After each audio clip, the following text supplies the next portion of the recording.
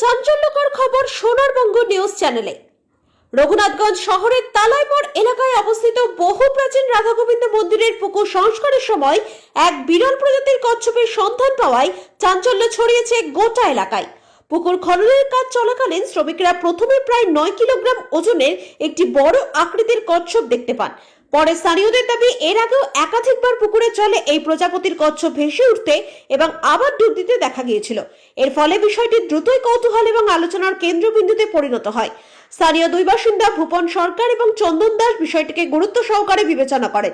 তাদের মতে বর্তমান সময়ে বহু বিরল কচ্ছপ প্রজাতি বিলুপ্তের মুখে, তাই প্রাণীটিকে আটকে রাখা বা ক্ষতি না করে সুরক্ষিত পরিবেশে অবমুক্ত করাই হবে সবচেয়ে মানবিক এবং পরিবেশ বান্ধব পদক্ষেপ। উদ্যোগ নেওয়ার আগে তারা রঘুনাথগঞ্জ থানার পুলিশের সঙ্গে যোগাযোগ করেন এবং প্রয়োজনীয় অনুমতি সংগ্রহ করেন, যাতে পুরো প্রক্রিয়াটি আইনসম্মতভাবে সম্পন্ন হয়।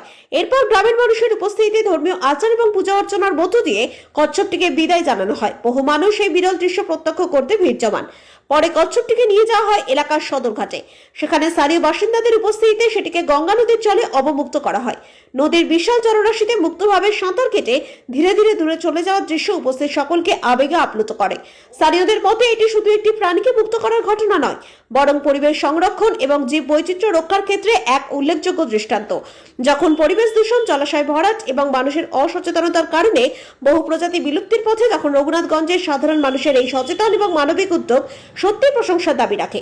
তাদের এই পদক্ষেপ সমাজে ইতিবাচক বার্তা পৌঁছে দিয়েছে যে প্রকৃতি এবং প্রাণীকুল রক্ষায় সামান্য উদ্যোগও বড় পরিবর্তনের সূচনা করতে পারে।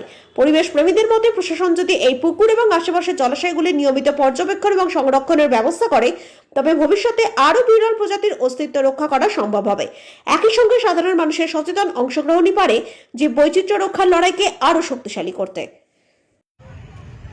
ব্যাপারটা হচ্ছে যে আমাদের যে পুকুরে এটা পাওয়া গেছে কচ্ছপটা, পুকুরটা দীর্ঘদিন ধরে মাটি খনন করা হয়নি, তো যারা আবার লিজ নিয়েছে পুকুরটা, তারা জলটা মেরেছে পুকুরে। আর এমনিতেই পুকুরটা হচ্ছে একটা মন্দিরের, রাধা গোবিন্দ মন্দিরের পুকুর, ওখানেই সব পুজো টুজো হয়। তো এই কচ্ছপটা দীর্ঘদিন ধরে ওখানে ছিল। তো ব্যাপারটা হচ্ছে যে জল মারার কারণেও বারবার উপরে উঠছিল। তো গ্রামের যারা পাড়ার লোক আছে বা মন্দিরে পুজো টুজো করে, তারা ভাবলো কি একে বারবার উপরে উঠছে, তার মানে কে কখন ধরে নিবে রাতের বেলায়। আর এমনিতে সাইজটা মোটামুটি 8-9 কিলো হবে। তো পাড়ার লোক ডিসাইড করলো কি ওটাকে ধরে গঙ্গাতে পুজো টুজো দিয়ে রিলিজ করে দেওয়া হবে। আর এমনিতে এইটা বিরল প্রাণী, এখন প্রায় বিলুপ্ত হয়ে যাচ্ছে দিনের দিন। তো সেই দিকটা নজর রেখে যাতে এটা সুরক্ষিত থাকে। এবার পাড়া গ্রামে হয়তো এক পুকুর থেকে আর এক পুকুরে ছাড়বে, সেখানে হয়তো আবার কে কি করবে, কে ঢিল মারবে, কে কি করবে, আবার ধরে নিতে পারে। তার জন্য এটাকে আমি থানাতেও ফোন করেছিলাম। তো বললো কি না ঠিক আছে, এটা ভালো কাজ, আপনারা এটাকে রিলিজ করে দেন। ওই জন্য আজকে গঙ্গাতে রিলিজ করে দেওয়া হলো। আর এমনিতেই আমাদের হিন্দু শাস্ত্র অনুযায়ী এটাকে ভগবান হিসাবে মানা হয়, তার জন্য পুজো টুজো দিয়ে ছাড়া হলো আজকে। কোথায় ছাড়লেন? কোথায়? গঙ্গা সদর ঘাটে। কেমন লাগছে?